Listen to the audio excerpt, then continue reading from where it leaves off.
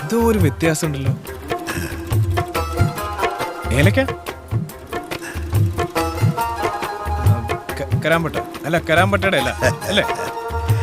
അതിൽ ചേർത്തൊക്കെ പറഞ്ഞുതരാം. പക്ഷെ അതിനെക്കാട്ടിലും വലുത് എൻ്റെ മനസ്സിലെ തോന്നല.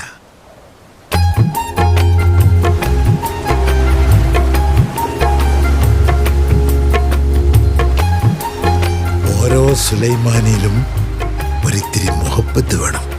അത് കുടിക്കുമ്പോൾ ലോകം ഇങ്ങനെ പതുക്കെയായി വന്ന് നിൽക്കണം.